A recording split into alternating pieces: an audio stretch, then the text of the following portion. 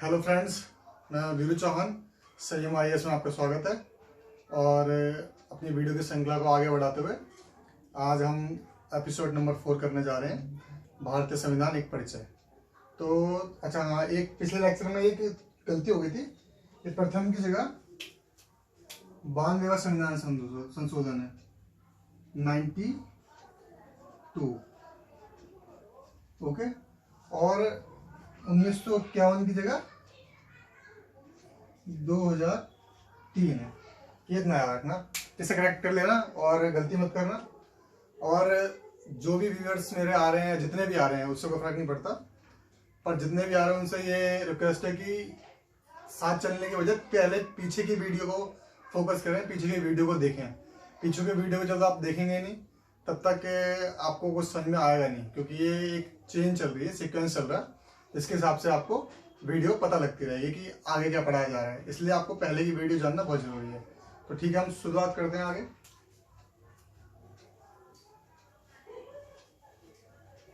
अनुसूची 8 तक हम कर चुके हैं। भाषा वैसे सब लिखवा दी थी।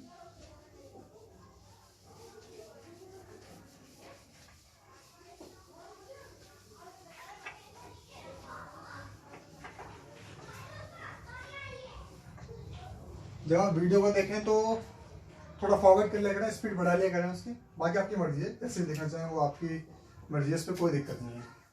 तो अनुसूची कितनी, 12 अनुसूचियां हैं। अब 9 की बात हो रही है, 9वीं की।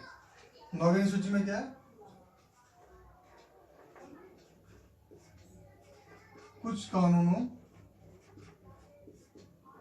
को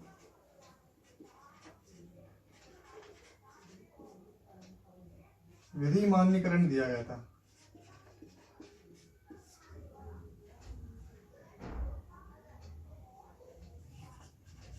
इंग्लिश में वैलिडेशन ऑफ सर्टन लॉज। जैसे कि मौलिक अधिकार, बाघ एवं स्वतंत्रता की अभिव्यक्ति इसमें जोड़ा गया था, बताया गया था। और इसमें भूमि सुधार वगैरह ये सब चीज़ें की गई थी। तो ये कौन सा था, ये प्रथम था। नेहरू जी की सरकार ने किया था 1951 में। तो ये प्रथम संविधान संशोधन के द्वारा किया गया था। ये फर्स्ट संविधान संशोधन द्वारा 1951 में बाय पीटी जवाहर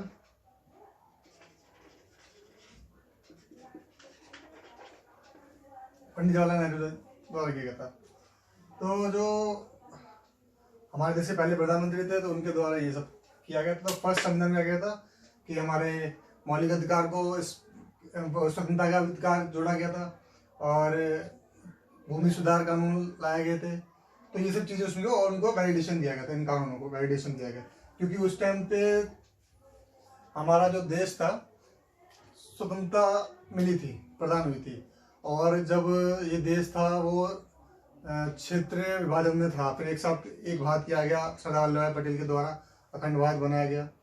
और पहले क्षेत्रीय राजाओं के द्वारा था, तो भूमि सारी उनके पास, तो इसलिए भूमि सुधार किया गया था कि हाँ, हर किसी के हिस्से में कुछ ना कुछ भूमि पड़े। तो भूमि सुधार इसलिए किया गया था। तो वही फर्स्ट अमेंडमेंट लॉ था। तो जरूरी समझा गया था, उस टाइम पे होना जरूरी था ताकि सबको समता मिल सके, सबको समानता मिल सके, कि कोई भी ऐसा भूखा ना रह सके कि सब भूमि ना हो। फिर भी कुछ रह गया था, फिर भी आगे आगे धीरे धीरे और इम्प्लीमेंट किया गया था। पर इतना 9वीं अनुसूची में ये जानना, और फर्स्ट संविधान संशोधन 9वीं अनुसूची को किया गया था। ठीक है, और जो 8th थी वो 92 भी थी। अब आप कहोगे 8th में 92 कैसे? तो 8th में 92 ऐसे कि जो पहले लिखी उसमें कैसे, मतलब उसमें उठा के 4 भाषाएं जोड़ दी गई थी 2003 में, तो इसलिए वो 92 का संविधान संशोधन 2003 में। ठीक है,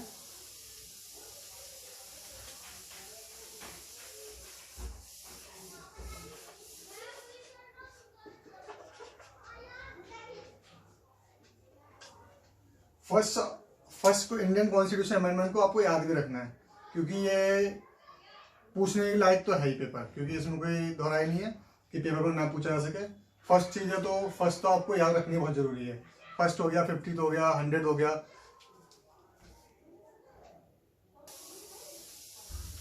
तो ये आपको याद रखना भी चाहिए। और ये हाँ, अब अनुच्छेद 10 कब जोड़ी हुई थी? एंटी डिफेक्शन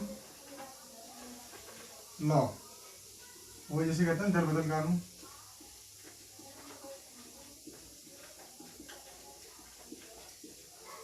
ठीक है, तो ये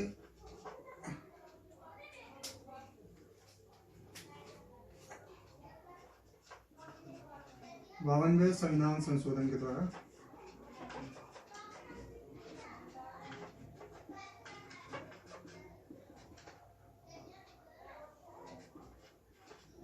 (1985) में।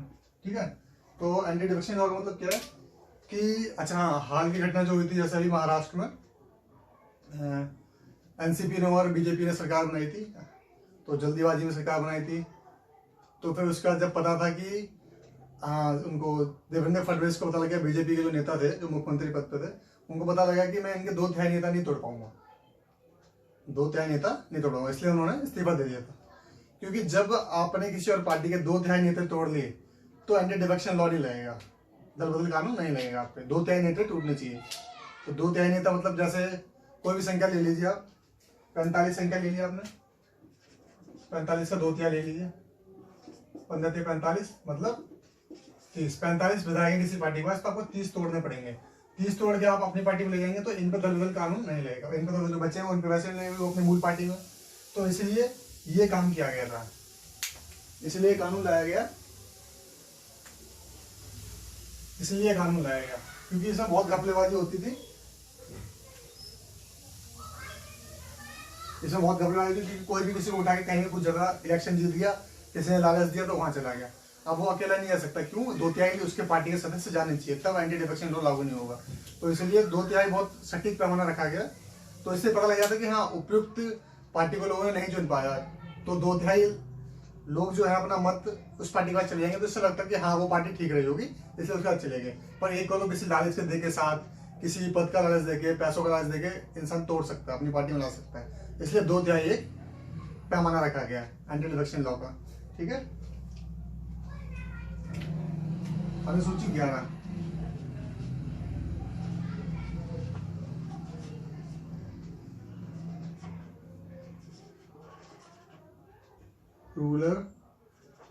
रूरल डेवलपमेंट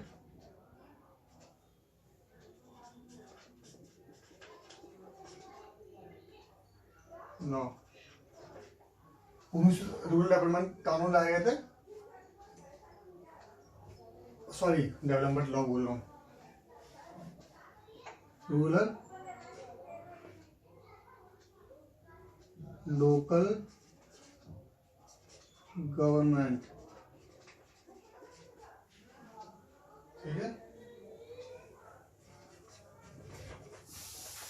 ग्रामीण स्थानीय सरकारी शासन का लाया गया था। इसमें क्या था कि उस टाइम पे क्या पंचायत वगैरह ही कैसे काम करेंगी गांव में, और फिर अनुसूची जो 12 थी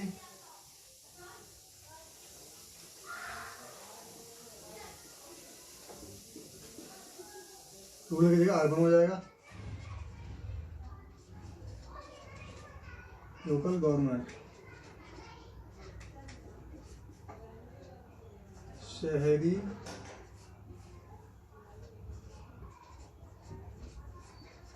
स्थानीय सरकार। सुनना है? तो ये 2 चीजें गई थी, और ये चीज याद रखना, ये 73वें संविधान संशोधन, ये 74वें, और इन दोनों में एक चीज कॉमन है, 1992 में हुई थी।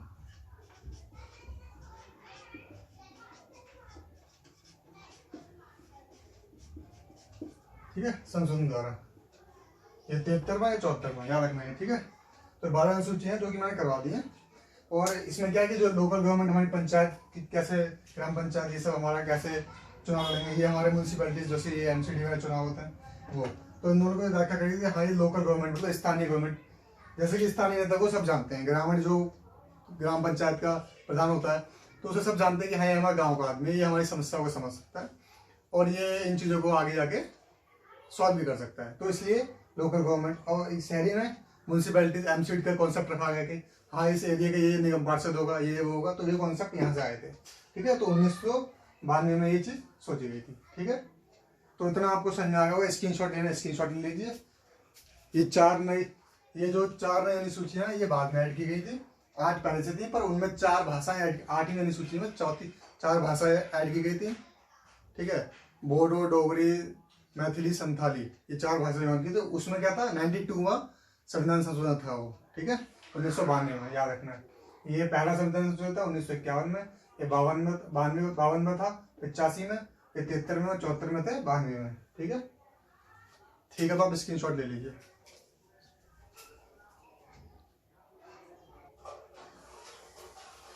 ठीक है, तो मैं इसे मिटा देता हूँ।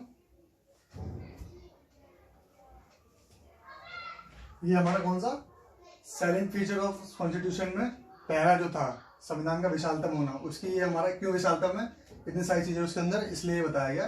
तो फर्स्ट वाला जो टॉपिक था वो खत्म हुआ है। ठीक है,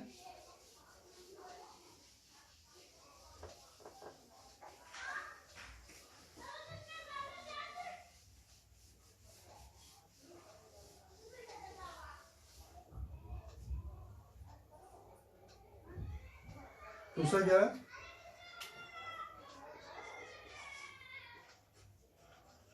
नम्न तथा अनम्न, नम्न तथा अनम्न प्रावधानों का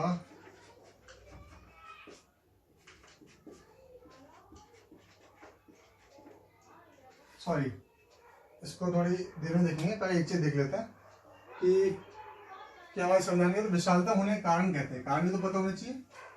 ये थोड़ा स्किप हो गया था, कोई बात नहीं, इसको मैं भी करवा देता हूँ। हाँ, संविधान का विशालता होने के कारण,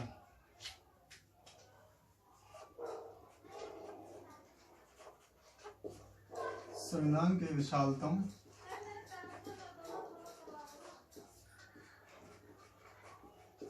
होने के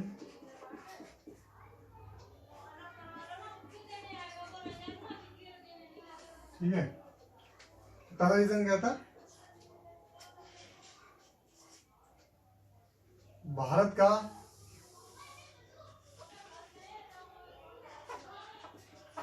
सांस्कृतिक व भौगोलिक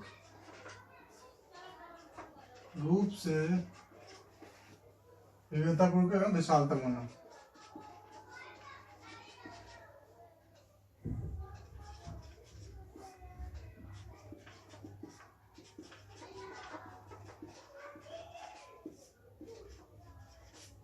देखो, भारत सांस्कृतिक रूप से तो विविधतापूर्ण है और भौगोलिक रूप से विशाल है, क्योंकि बहुत जगह से अलग अलग है, पूर्व पश्चिम उत्तर दक्षिण।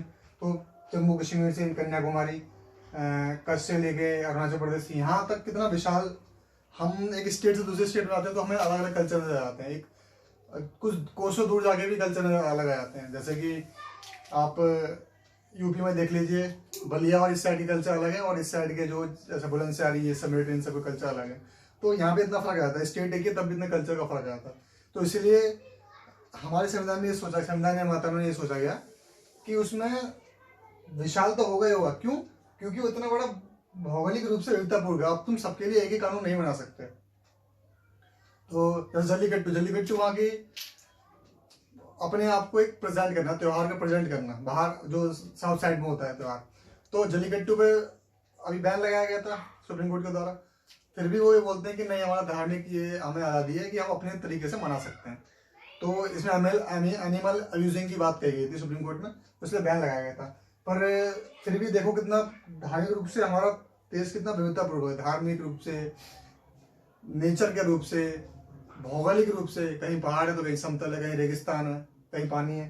तो ये सब चीजों को देख के हमारे संविधान का विशाल होना तय था। क्योंकि अगर संविधान विशाल नहीं होगा तो सबके लिए एक जैसे कानून बन जाएंगे और फिर डिस्क्राइब करना बहुत मुश्किल पड़ जाएगा लोगों के लिए। तो ये जरूरी याद रखना, ये रीजन है, ये दिमाग में आएंगे ही आएंगे। क्योंकि हमारे संविधान में क्या है, विशेष प्रकार की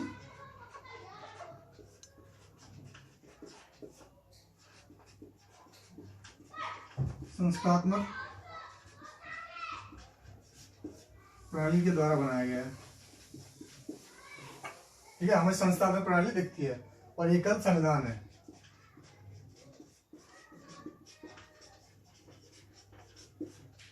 ठीक है, संस्थात्मक होगा तो संविधान अपने आप बड़ा होगा। ठीक है,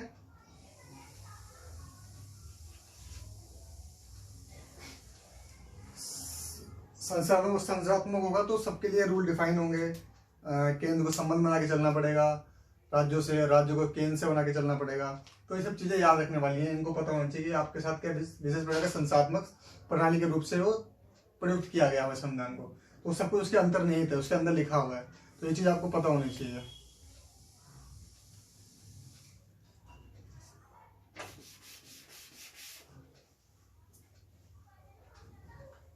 अब संविधान को कौन सा बताया गया है? भारत शासन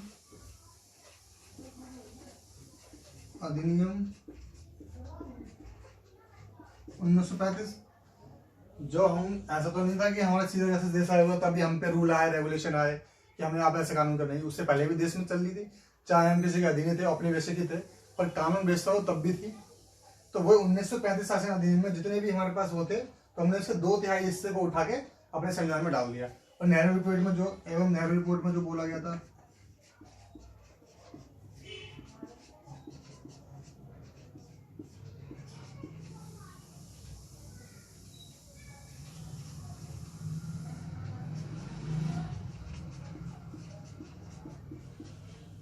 ठीक है, पार्लियामेंट्री सुधार से चीजें ली गई थी। तो इन चीजों को याद रखना, 1907 का पार्लियामेंट्री सुधार 1909। हाँ, तो इन चीजों को याद रखना कि ये चीजें जो है इनसे भी हमारे संविधान को बड़ा बनाया है।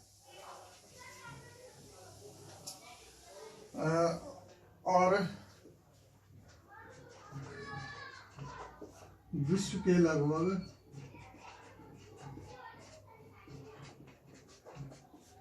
दर्जन भर संविधानों के सर्वोत्तम प्रावधानों को भारत के संविधान में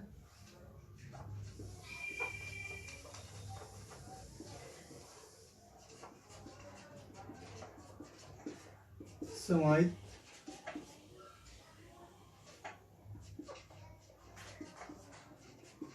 किया गया है। मतलब दर्जन भर जो देश के संविधान से उनसे हमने चीजों को लिया हुआ है। ठीक है, तो फिर ये हमारे देश के संविधान को विशालता बनाने के कारण है। तो ये आपको पता होना चाहिए। थोड़ा बहुत और भी क्वेश्चन आएंगे, तो और भी आगे क्वेश्चन आता है तो आप इसको टैकल करने के लिए इन 4 पॉइंटों को और जाकर डिस्क्राइब कर सकते हैं।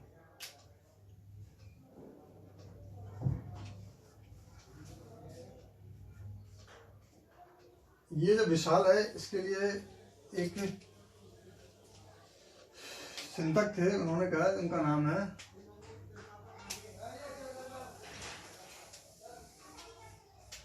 Sir Ivor Jennings. उन्होंने कहा था भारतीय संविधान वकीलों का स्वर्ग है। क्यों? जितने ज्यादा विशाल होगा उतने ज्यादा दाव पेश करने में आसानी होगी, उतने ज्यादा संविधान को घुमाने में आसानी होगी, उतने ज्यादा चीजों को एलोरेट करने में दिक्कत होगी, उतने ज्यादा चीजों को और क्लियर करने में दिक्कत होगी, क्योंकि उनकी व्याख्या बदल जाएंगी, चीजें हर किसी की व्याख्या चेंज होती रहेगी। तो सर आइवर जेनिंग्स ने ये कहा था। तो इस चीज को याद रखना किसने क्या कहा था, पर टिप्पणी ये तो कह दिया, पर फिर भी याद रखना ये कहा था। ठीक है, तो ये अब लिख लीजिए आप, मैं इसे मिटा देता हूं।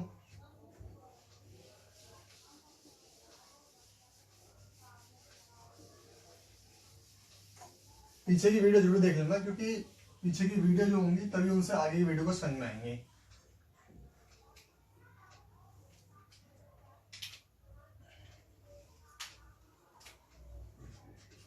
अब आ गया सेकेंड,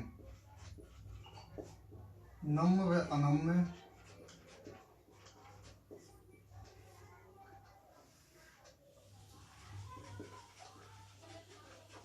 प्रावधानों का अद्भुत मिश्रण या सम्मिश्रण कह सकते हैं। जैसे कि ये तो मैंने पहले ही बताया था, नम्य अनम्य, ठीक है, और दोनों का प्लस होगा, नम प्लस, ये संविधान की प्रकृति होती है, ठीक है। नम मतलब संशोधन प्रक्रिया, संविधान संशोधन प्रक्रिया, संविधान संशोधन प्रक्रिया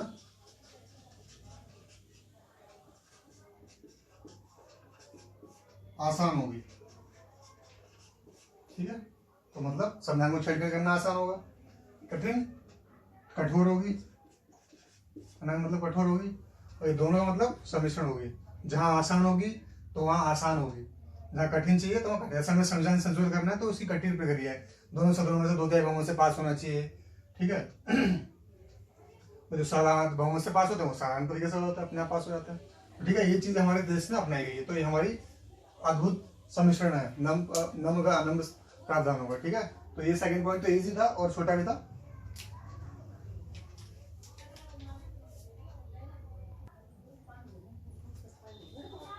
अब थर्ड है इंपॉर्टेंट,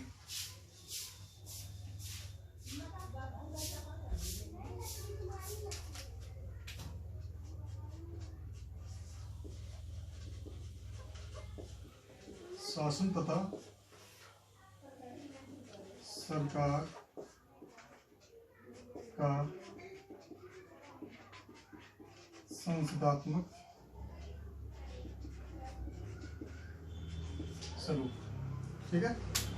तो शासन तथा सरकार का संसदात्मक स्वरूप है कि हमारे शासन और सरकार दोनों का संसदात्मक स्वरूप होगा। सरकार को हम एलिवेट कर लेते हैं दोबारा से, इसकी डेफिनेशन थोड़ी सी अलग होगी अभी इस बार, ये पिंजौर विधायिका ये सब चीज करते हैं। किसी भी लोकतांत्रिक देश में लिखित संविधान जिस पे होगा या फिर कहीं सरकार जहां होगी, तो एक तो होगी संसदात्मक, ठीक, और एक होगी अध्यात्मक, मतलब presidential form of government, presidential form of government, ये प्रेसिडेंशियल फॉर्म ऑफ गवर्नमेंट होगी। तो इन दोनों में अंतर ये होगा, पहले तो ये समझ लो बात को कि सरकार के क्या क्या होता है, संस्थात्मक स्वरूप होता है, वो एक अध्यात्मक स्वरूप होता है। दो तरीके की सरकार होती है देश में,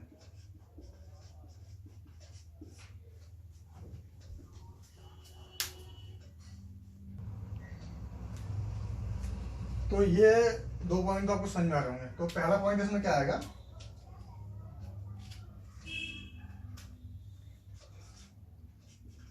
विधायिका एवं कार्यपालिका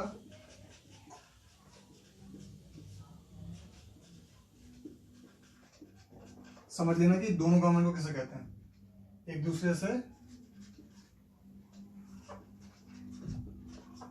स्वतंत्र नहीं होती हैं, ठीक है। और यहां पे क्या होगा,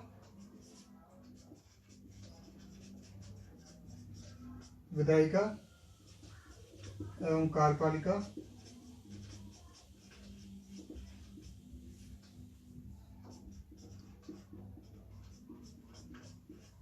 एक दूसरे से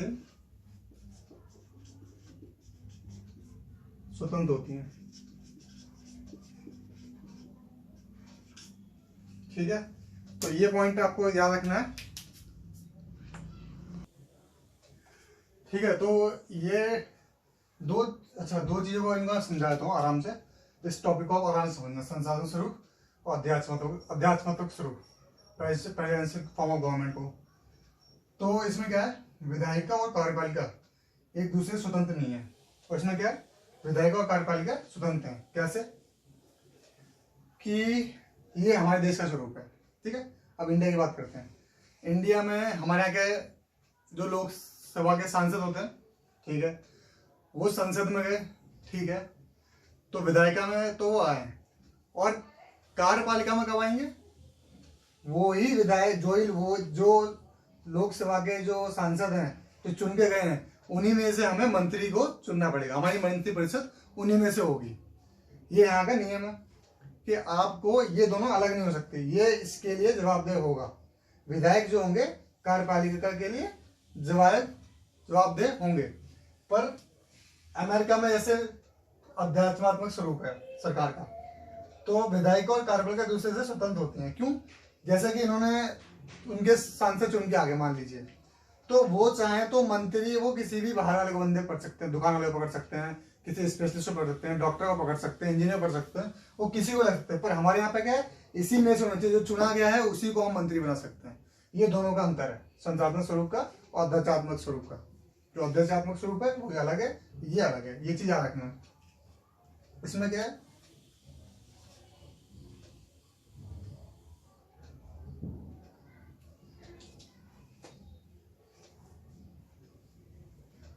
कार्यपालिका जो सदस्य होंगे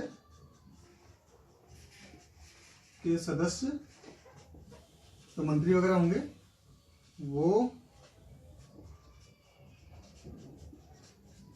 विधायिका से चुने जाएंगे। ठीक है, अब क्या बोला है? कार्यपालिका के सदस्य विधायिका से चुने जाएंगे। ठीक है, और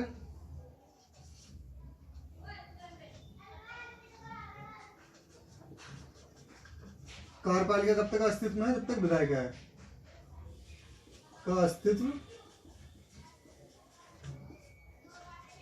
विधायिका से है। कहने का मतलब मंत्री तभी तक बन सकते हैं जब तक वो सांसद रहेंगे या विधायक रहेंगे। 6 महीने के अंदर चुनाव कराना पड़ेगा, तब उसका करना पड़ेगा, पर उन्हें आना इसी प्रक्रिया में पड़ेगा। ठीक है, अगर वो कोई नहीं भी, हम किसी को उठा के ले आते हैं तो 6 महीने के विधि से चुनाव कराना पड़ेगा, और उससे किसी राज्यसभा या लोकसभा कहीं ना कहीं में सदस्य बनाना ही पड़ेगा, तब जाके वो मंत्रिपरिषद में आ सकता है या संसद में आ सकता है। तो ये अंतर है। वहां ऐसा नहीं है वहां किसी को उठा के कर सकते हैं। यहाँ कार्यपालिका के सदस्य विधायिका से चुने जाएंगे, यहाँ ऐसा कुछ जरूरी नहीं है। ठीक है, ये लिखना डिफरेंस। तीसरा डिफरेंस, कार्यपालिका अस्तित्व विधायिका से है, यहाँ ऐसा नहीं है। ठीक है, यहाँ मंत्री बने जा सकते हैं, वो नहीं आएगी तो अलग बात है। ठीक है, मंत्री चुना जा सकता है। ठीक, यहाँ संवैधानिक मुखिया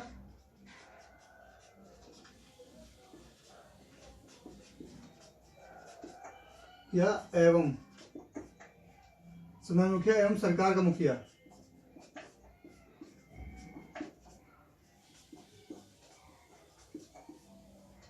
अलग अलग होंगे। ठीक है, ये कैसे? संविधान मुखिया, जैसे हमारे संविधान के जो मुखिया हैं वो हमारे राष्ट्रपति हैं। ठीक है, और हमारे सरकार के मुखिया वो कौन है? प्रधानमंत्री हैं। तो संविधान के प्रमुख हैं वो किसे माना जाता है? राष्ट्रपति को। और यहाँ किसको माना जाता है? प्रधानमंत्री को। यहाँ संवैधानिक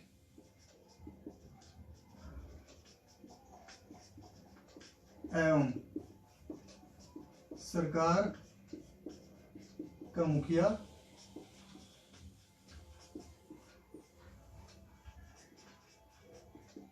अलग अलग होगा। ये समझना आ गया होगा आपको, संसदात्मक स्वरूप सरकार का और अध्यक्षात्मक स्वरूप सरकार का। ठीक है, तो ये डिटेल्ड है और अच्छे से मैंने बता दिया, तो इसको आप समझ लेना कि विधायिका और कार्यपालिका अलग अलग होगी, स्वतंत्र नहीं होगी। इसमें स्वतंत्र होगी, स्वतंत्र नहीं होगी। ठीक है, ये इसके ऊपर निर्भर होगी, कार्यपालिका विधायक के ऊपर निर्भर होगी। क्यों? जब तक आप विधायक या सांसद नहीं चुने जाएंगे तब तक आप मंत्री नहीं बन पाएंगे। पर वहां पे ऐसा नहीं है, आप सांसद चुने जाए ना विधायक चुने जाए, पर वहां पे आप विधायक से बैठ जाएंगे, पर कार्यपालिका के लिए आपको मंत्री हम कहीं से भी ला सकते हैं, वो किसी को इंजीनियर डॉक्टर किसी को ला सकते हैं। ठीक है, तो ये कॉन्सेप्ट समझ में आ जाना चाहिए आपको। ठीक है, तो आप इसका स्क्रीनशॉट ले लीजिए।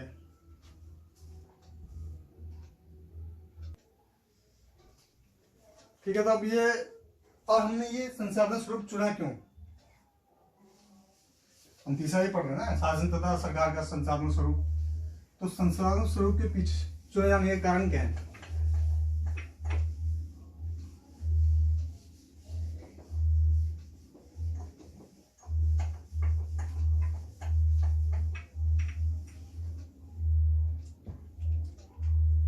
क्वेश्चन एक रेज होता है, संस्थात्मक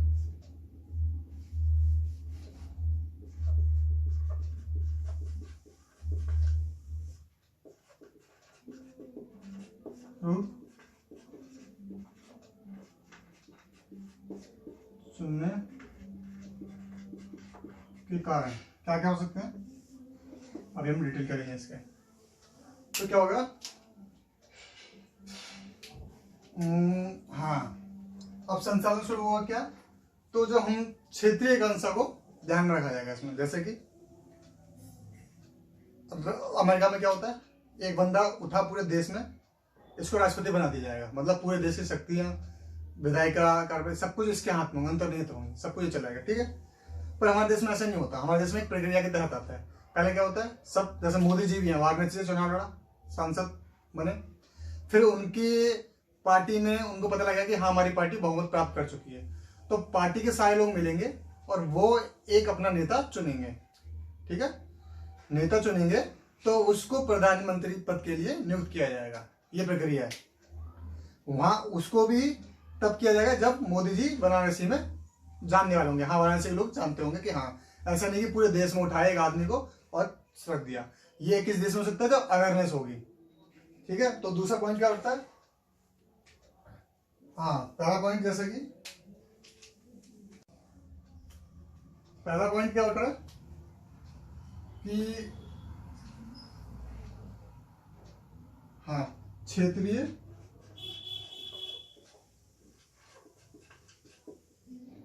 आकांक्षाओं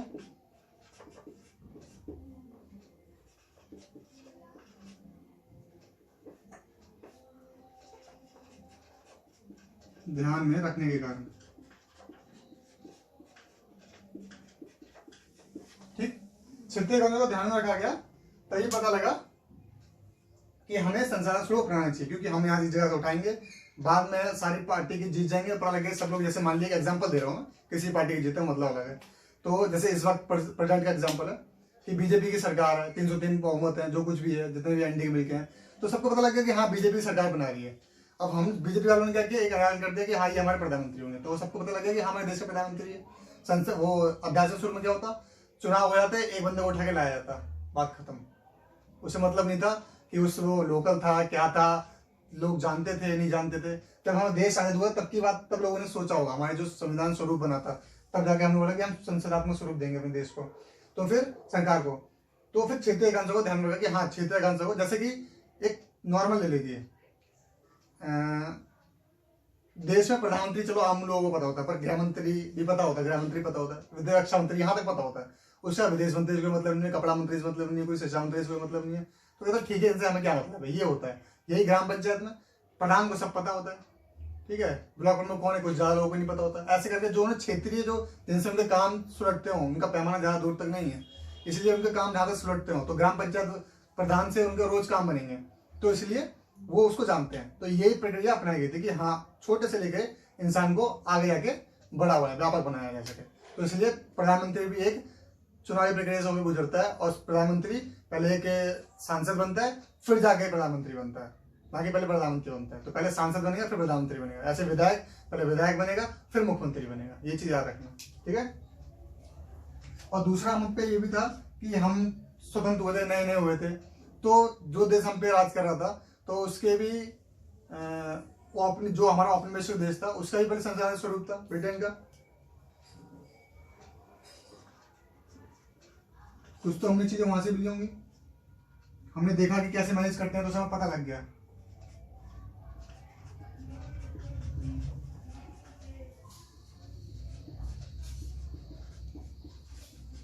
ठीक है, ब्रिटेन में संसाधन स्वरूप था, तो इसलिए हमने कहा कि ठीक है ये हमारे लिए ठीक है, क्योंकि हम इनके जैसे औपनिवेशिक इन्होंने रखा, तो उनको पता तो लगे व्यवस्था कैसे रहती है, कैसे सरकार चलती है। कुछ तो लोगों को पता लगा होगा, जो संविधान निर्माता थे, संविधान स्वरूप की प्रारूप की कमेटी के जो लोग थे, कैबिनेट के लोग थे, तो उनको पता लगा कि हाँ हमको ये देनी चाहिए, हमारे लिए बेस्ट रहेगी, तो इसलिए ये अब विविधता से भरा देश था।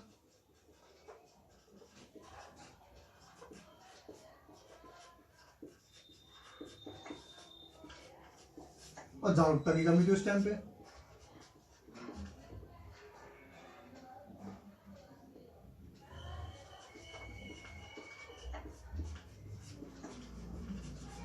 भैया मुझे पता होगा ना कि देश का कपड़ा मंत्री कौन है, तभी तो मुझे जागरूक होऊंगा। उस टाइम पे लोगों का देश आजाद हुआ था, भुखमरी थी, लोगों को हम शोषण से मुक्त हुए थे, तुरंत हमें आज़ादी मिली थी, हम विभाजन को भी देख चुके थे, पाकिस्तान बन चुका था। तो इन चीज़ों को बहुत देखना जरूरी था। जो सरकार और जो संविधान बनाए थे उन्होंने कहा था जागरूकता की कमी, तो इसलिए लोगों को संविधान स्वरूप देना चाहिए था कि नीचे से लोग आए वो अपना हित कर सकें, अपना हित कर सकें। तो जागरूकता की कमी थी, इसलिए हमें संविधान स्वरूप भी अपनाना पड़ा। तो ये 3-4 राइट रीजन थे। ठीक है, सभी की उस इच्छाओं को समान रूप से मानना, इसलिए यही अक्सर क्षेत्रीय अंशों को ध्यान में रखने के कारण यही बात थी, क्षेत्रीय अंशों को ध्यान में रखा गया था। ठीक है,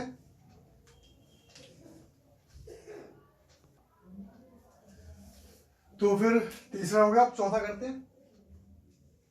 जितने मैंने पॉइंट लिखवाए थे उनको मैं एलोबरेट कर रहा हूँ। तो हम साइंस फीचर ऑफ किसके पढ़ रहे हैं? कॉन्स्टिट्यूशन, इंडियन कॉन्स्टिट्यूशन के पढ़ रहे हैं। ठीक है, तो संसाधन स्वरूप का टॉपिक है वो बहुत जरूरी है।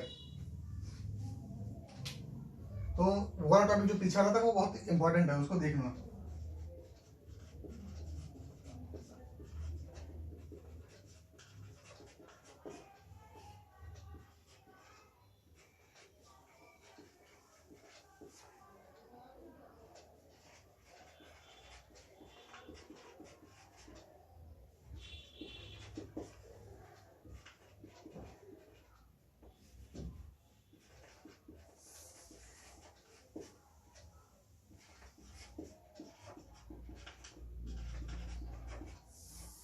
क्या बोला है? भारतीय संविधान में निहित अधिकारों एवं कर्तव्यों की संकल्पना, कि rights and obligation given in the Indian constitution. Rights and obligation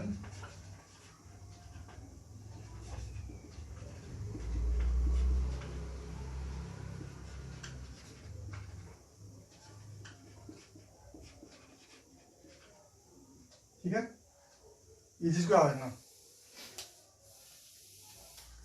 तो संवैधानिक अधिकार क्या है?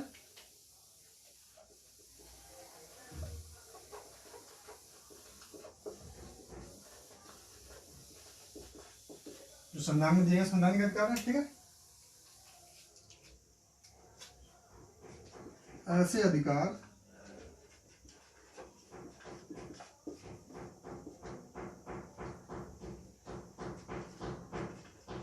जो कि संविधान में निहित हों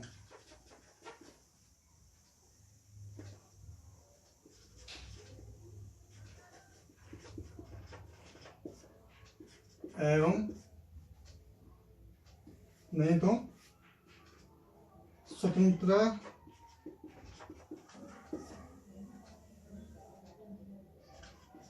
की प्राप्ति, स्वतंत्रता दें। ठीक है, तो लोगों को स्वतंत्रता दें और प्लस तो न्यायोचित हो। और इसका मतलब समझाता हूं।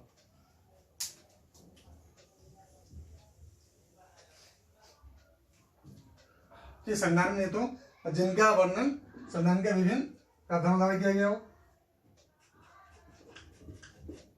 ये सारी डेफिनेशन एक ही है, कुछ भी उसमें कर सकते हो। जिनका वर्णन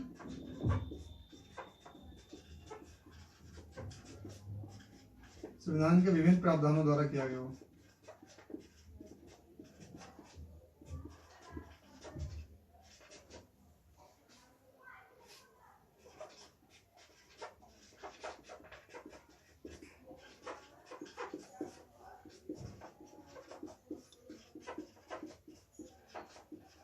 ठीक है, तो विभिन्न प्रावधानों द्वारा क्या हो, जैसे कि हमें संवैधानिक अधिकार मिले, जैसे कि संविधान एक न्यायिक स्वतंत्रता है जिसे न्यायोचित किया, मतलब जिसके लिए हम न्यायालय जा सकते हैं। जैसे कि हमें संविधान ने अधिकार दिए, अधिकार बहुत दिए, जैसे वोट का अधिकार दिया, ठीक है, अपनी भाषा में पढ़ने का अधिकार दिया, अपने धर्म को मानने का अधिकार दिया। तो एक अधिकार है, ये क्या है, जैसे ही अधिकार की बात आएगी वैसे ही वो जस्टिफिकेशन हो, मतलब उनको आप वैधानिक मान्यता प्राप्त होगी, ठीक है, लीगल अथॉरिटी उनको होगी, वैधानिक मान्यता प्राप्त उनको होगी जैसे ही अधिकार की बात आएगी, ठीक है। अब अधिकार से हम पहले दो चीजें जानते हैं। अधिकार की जैसी बात आई वैधानिक मान्यता प्राप्त उनको होगी, ठीक, पहला पॉइंट तो ये हो गया।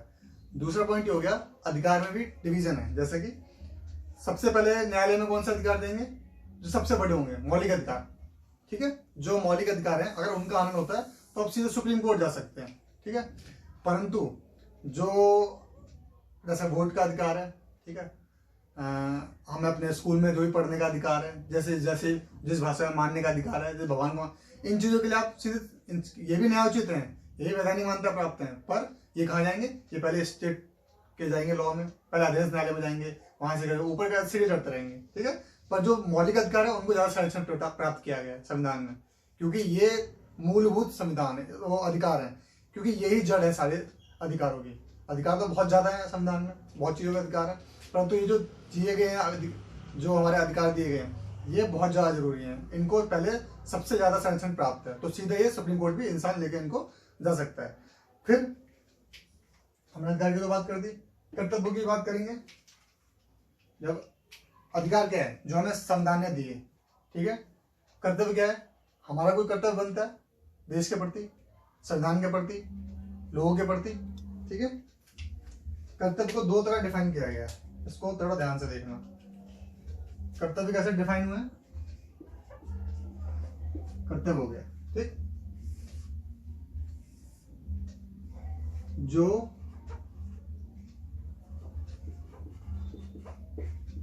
सरकार द्वारा निभाए जाएंगे,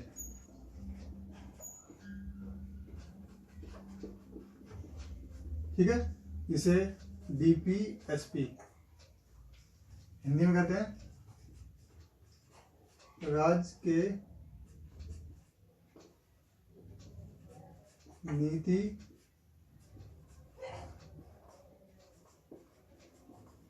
निर्देशक तत्व, ठीक।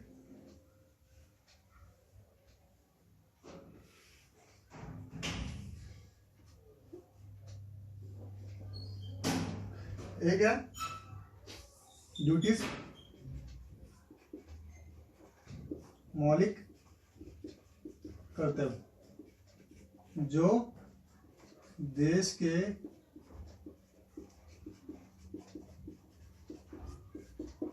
नागरिकों द्वारा निभाए जाएंगे,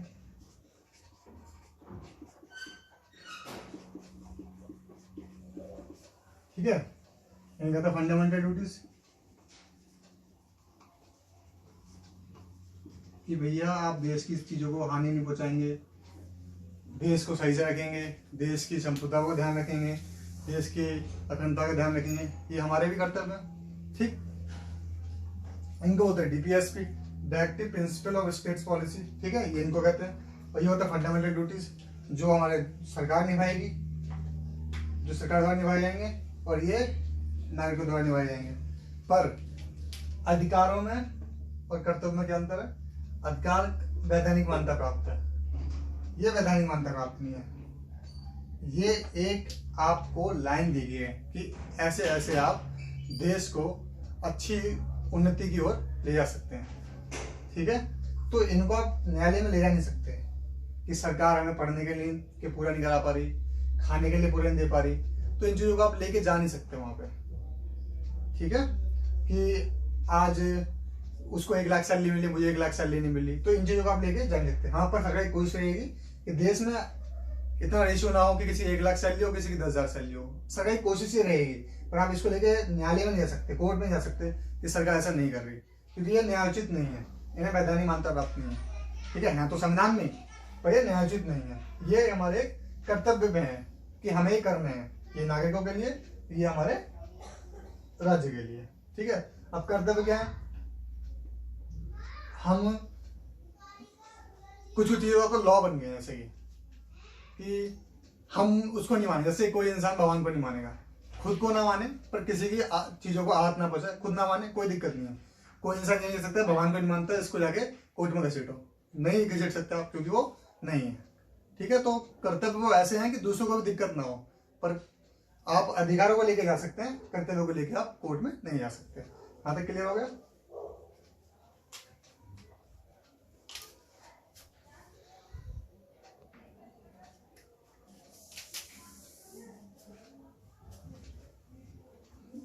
ये जैसे कि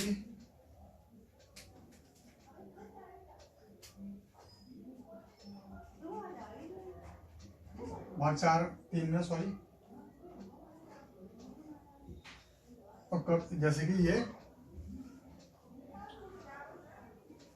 42वें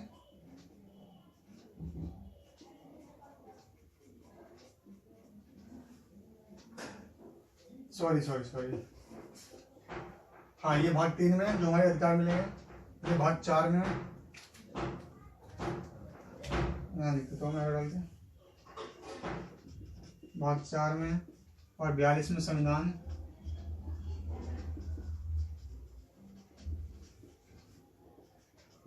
संशोधन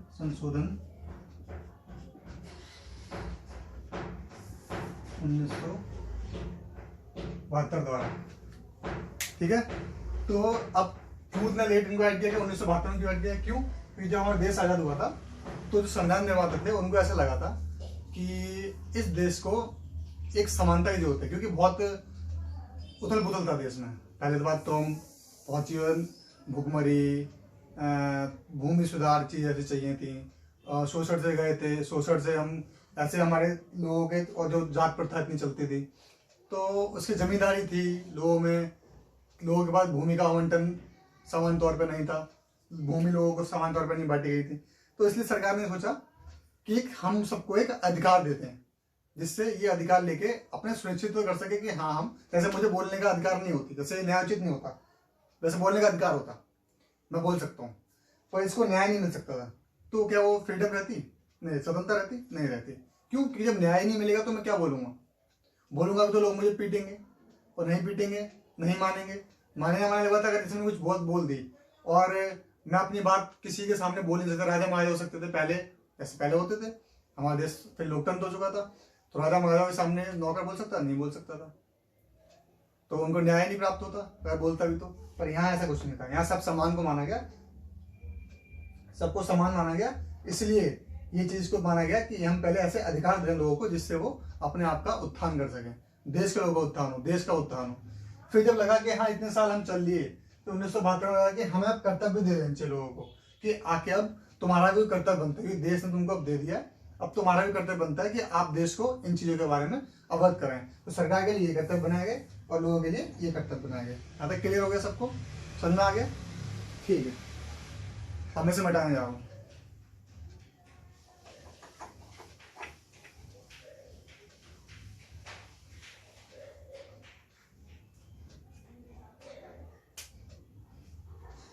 मैंने 72 बता दिया, इसका कर्तव्य क्या?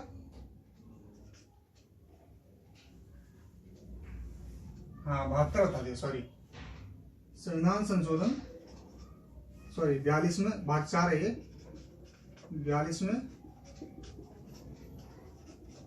संविधान संशोधन 76 है। ठीक है, 4 से ऐड कर लेना, ये थोड़ा इन चीजों को हो जाता है इंस्पेक्ट, पर याद आ गया कि 76 है। तो ये इस टाइम पे हमें कर्तव्य मिले थे। ठीक है, अब मैं मिटा देता हूँ।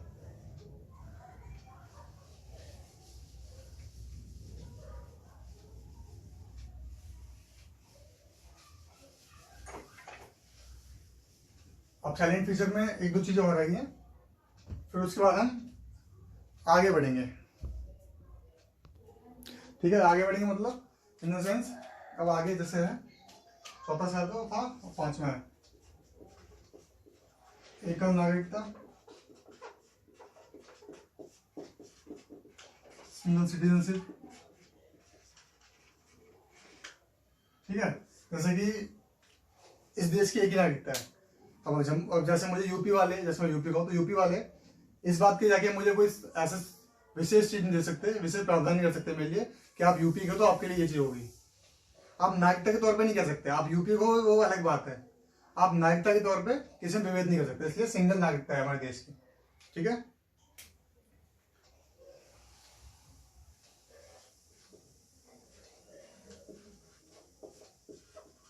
एकल समेकित न्यायपालिका, सिंगल यूनिफाइड जुडिशरी।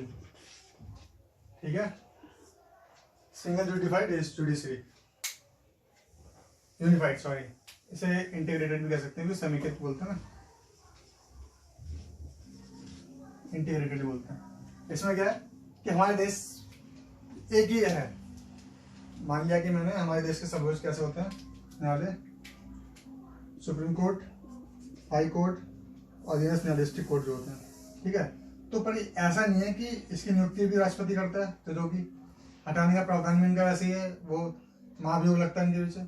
ऐसा नहीं है कि एक प्रक्रिया है, जैसे कि पहले कोई यहाँ जाएगा, ऐसा नहीं है कि ये हाई कोर्ट में इसके लिए ये स्टेट का हो गया, ये सेंट्रल गवर्नमेंट का हो गया, ये जिला वाला होगा, ऐसा नहीं है। ये पूरे देश की न्यायपालिका है और सबके लिए न्यायपालिका है। यहाँ ऐसा नहीं है कि ये इंटीग्रेटेड है, कोर्स गेट यहाँ नहीं सही हुआ तो यहाँ जाएगा, यहाँ नहीं तो यहाँ, अगर जाना चाहे तो इसलिए इंटीग्रेटेड है। ऐसा नहीं है कि ये हर किसी के अलग अलग है, ऐसा नहीं है। ठीक है, पर और देशों में अलग अलग है, जैसे कि स्टेट की अलग होती है, उनकी अलग है, इंग्लैंड में ऐसा होता है तो उनकी अलग है। ठीक है, 7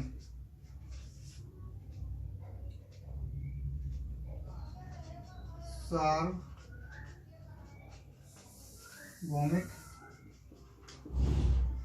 एवं वयस्क मताधिकार। सार्वभौमिक मतलब सबको, काला गोरा पीला जो भी कुछ है, ऊपर जात नीचे जात, छोटी जात बड़ी जात, सब, अच्छा कमाने वाला, ज्यादा कमाने वाला, कम कमाने, रिक्शे वाला, गाड़ी वाला, बाइक वाला, सबके लिए सार्वभौमिक मतलब सबके लिए। और वैसे मतलब एक उम्र आने पे, बड़े हो जाने पे आप कब उपभोग कर सकते हो, आपको वोट तो पैदा होते ही मिलेगा, अधिकार मिलेगा वोट देने का, पर उसका उपभोग कब कर सकते हैं आप, जब आपकी एज 18 होगी। ठीक है, पहले 21 साल उम्र को माना जाता था, अब 18 साल कर दिया गया। ठीक है, तो ये हमारे देश की क्या थी, प्रमुख विशेषताएं थी, salient features of Indian constitution. ये दिया था 315 के हिसाब से,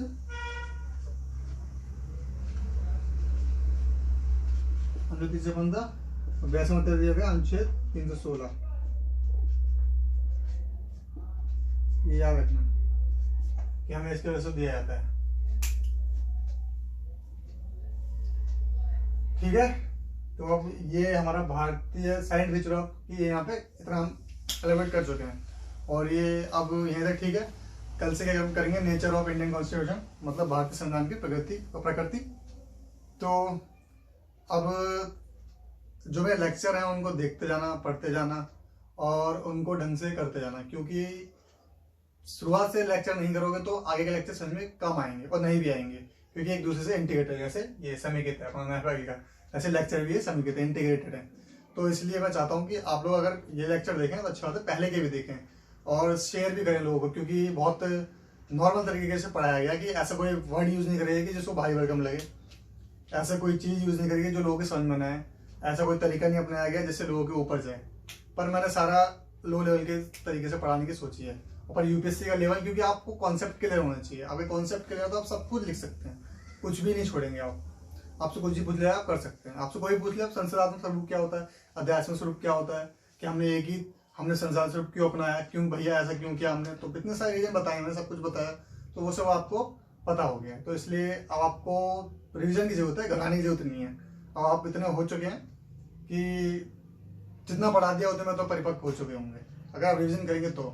और आपको थोड़ा लगता है कि मुझे और चाहिए, भूख ज़्यादा है, तो आप किताब उठाइए, रेफरेंस किताब उठाइए, पढ़िए, उनको समझिए, अपना ज्ञान लगाइए, ऐड करिए, कुछ और थोड़ी बहुत चीज़ रह गई हो तो उनको ऐड करिए, क्योंकि आप बहुत चीज़ें आएंगी आगे, फैक्ट आएंगे। तो पहले भारतीय संविधान परिचय खत्म हो जाए, उसके बाद आगे बहुत कुछ आएगा। तो इसलिए प्रिजन जारी रखिए। और थैंक यू सो मच।